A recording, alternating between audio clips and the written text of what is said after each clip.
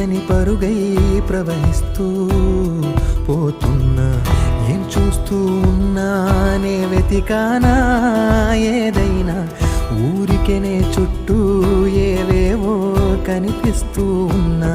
కదలని ఓశిలనే అయినా, త్రుటిలో కరిగే కలనే అయినా, ఏం తేడా ఉందట నువ్వెవర